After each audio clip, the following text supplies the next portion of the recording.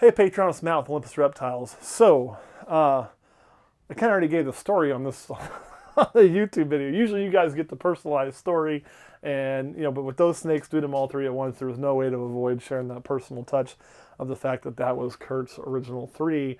What I got in that original package was I also got the male calico. Come here, buddy. I know you're not reading, but you're thinking about it. So we got this in that clutch as well. Boom. And then, and you can see now he's a lot different. So calico is such a wonderful gene because there's so much difference to it. He's got way more white than the female does, but his tail pattern isn't as crazy if you look. So he doesn't have as much going on with the tail. It's still crazy. They all are. But he's got a lot more speckling going on. So they're just so random. It's one of the things I love about calico. And it tends to do a lot of really weird stuff. And I think there's still a lot of, even though this has been around for a while and used a lot, I do think there's a lot of unlocked or potential that hasn't been unlocked with this gene yet. And I really kind of learned that when I put it to that blitz, and it did something totally different than I expected. It kind of really opened my eyes to calico again. And I just know there's so much I can do with this and so many things I want to add to it.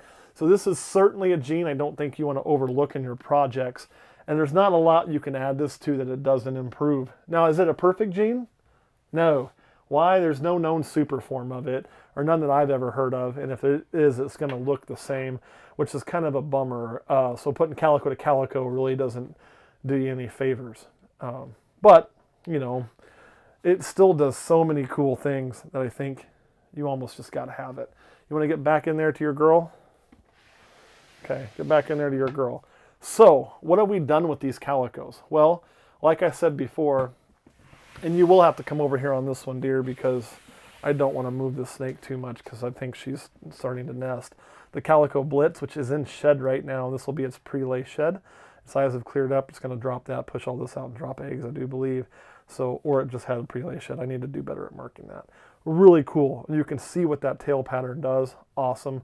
Also, it's a snake that's known to say boa on it. I wish I could show you the Calico Champagne, but I sold it because it was a male, and we only keep female champagnes. However, we've done other cool things with Calico. So Kurt's female produced that Calico Blitz, and last year my male produced this girl here, who is just an angry, angry little snake. There you go. Come on, baby girl. And you can see she's growing really well, which is, of course, this is one of my projects that I wanted to see through and complete, and that is the Calico Blitz. Or not Calico Blitz. I got Calico Blitz on the brain. That is the Bumblebee Calico. So they call that a, let's see, Calibi would be the name they've been using for those. Now, I really, really dig this Calibi. It was kind of everything I hoped for when I made the morph, and I'll explain. So what you're looking for on a good Calibi is a lot of white. So that spider calico mixed together kind of causes that. What are you looking at? Yeah, this one was likely to pop you, just so you know. She's can be that way, but I'm trying to calm her down some. So, and if you look up front, you don't see too much white. And then when you get back in here, and it really interacts with the pastel, you got it coming up and touching the black lines in the back there, here, all the way through. But it was able to retain and keep all these black lines dripping down into there, which I really like on my bumblebees. So you get that really cool white all the way up through, but you still get the black lines running down in, and then again that tail pattern gets wonky. There's no more lines on it, right? It just goes away from the normal pattern we're seeing on that. So really, really cool snake. I really love, love, love, love this little snake, and she's about to get a bigger tub here soon when we have her moving day. All these will be growing up, and new babies are going to be going into these here very, very fast. So that's really exciting. And it also produced one more snake I want to show you that mine produced. Where are you at? You're here. Now, this little thing, this is cool. So this will end up, right now, I don't think we released it, but obviously it at some point will probably get released as, something. Now, this guy's still kind of little, but if you remember that little Calidor I was fighting and fighting and fighting and fighting, this is it. So now it's doing great, and I'm so happy to report to you that it's doing well. And I'll show you guys how well it's doing. First of all, the big thing is it eats on its own every week. And that's, victory in and of itself. And look at that, 91 grams. So we're hit the size we need. So how awesome is that? And if you remember, this thing was the one that I had to palpate a poop out of. I had to do all kinds of work on. It just wasn't looking so well. But this is why you put that much work in on those snakes. So is this a super expensive snake? No, I mean, they're a good snake. I mean, we make a pretty decent amount on these snakes. But do I make my investment of time I probably put in special to the snake and my worry, the number of gray hairs it gave me? Nope. But that's okay. Because I feel so much pride and I feel so good when I get a snake like this that is behind the 8 ball and I work my ass off and I bring it back from the brink and now I can see it's being successful and doing good. You can see how much smaller it is than its siblings, but man, like there was so much work in getting this snake to make it. But that's what this hobby is really about. Right now my dog's going crazy. There's so much stuff in the hobby about, this gene or that gene, or, what kind of caging should we really use, and are we doing this right or doing that right? This is where the focus should be. I'm really curious from other breeders. When you have a baby that struggles, what do you do? Do they just go, well, it'll either eat or it won't, and let it be? Or do they take, the necessary steps to try to do their best by that snake? What do they really do? And what do they do when the camera's not there? And this isn't about anybody specifically, so please don't take it that way. But I know how much work I've put into this, and I know how much work I've put into even normals that struggle.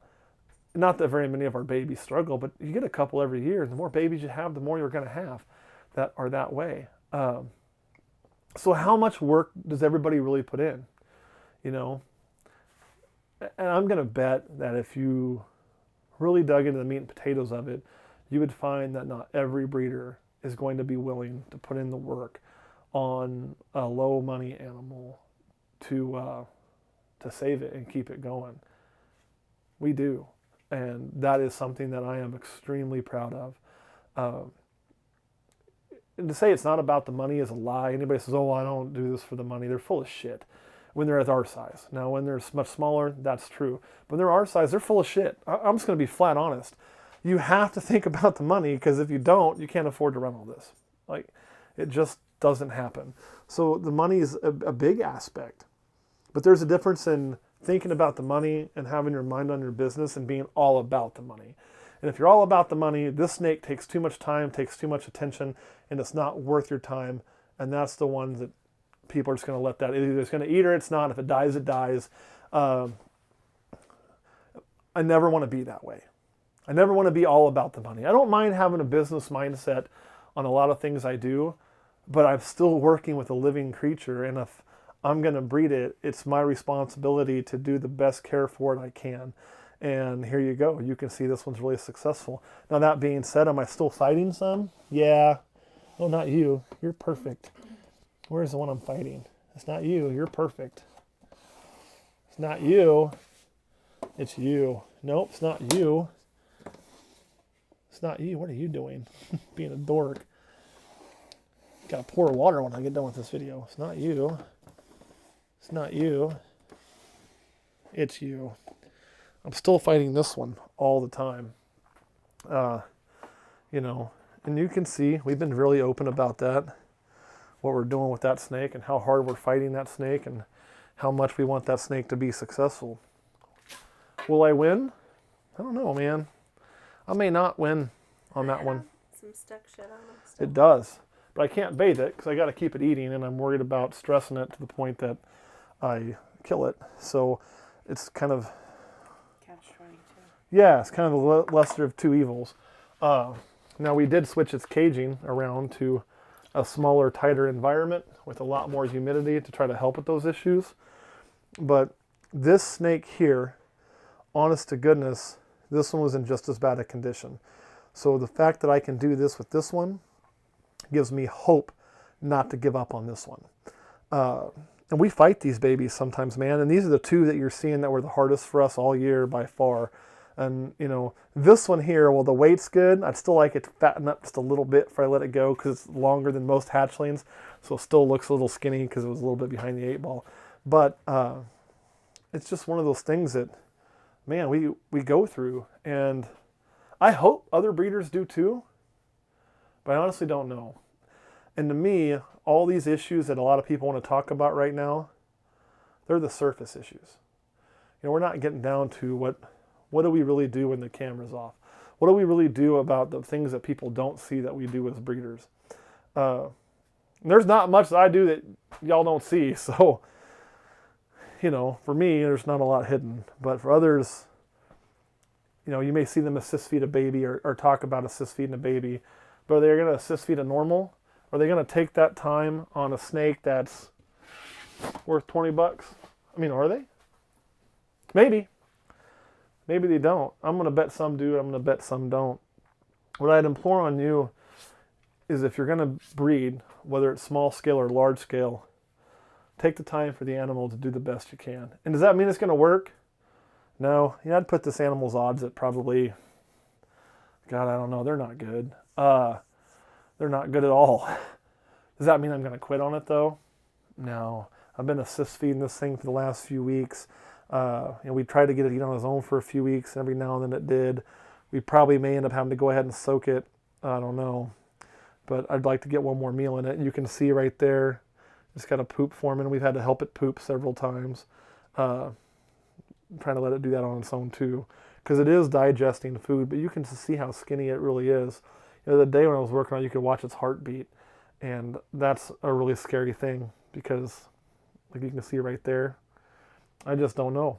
And honestly, if I thought it was suffering, I would go ahead and put it down. I don't think it is, Well, that's a good sign if you're willing to try to crawl up somewhere.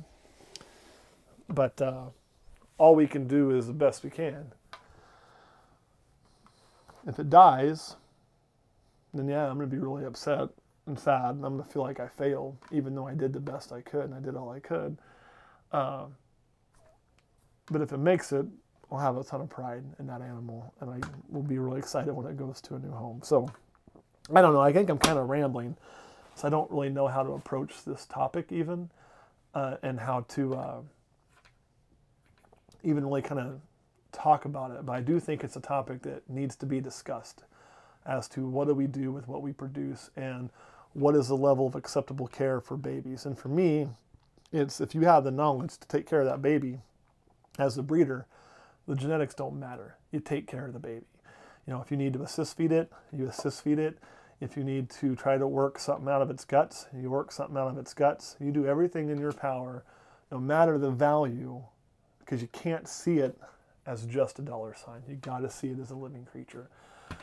And if you do that, truth be told, the rest of the stuff takes care of itself. Because if you see these as a living creature now, and I see all these as living creatures here, then when I choose my system, right, what I'm using for caging, I'm not choosing it based on, I want to be super cheap. I'm choosing what I think works best for the animal and for me together and in that relationship. So you're seeing it as a living being, and you're wanting to provide the care it needs. So it's really, really important. And I think that's a differentiation. That's where you're going to get into that ethical standard, is if you see them as just dollars, you're never going to be ethical with it. If you see them as more than just dollars, even if you keep an eye on the business, I think you're going to run it in an ethical way to really good standards. Question, Grilling, you want to add? All right, guys, thanks for watching. I love all y'all. See you next week.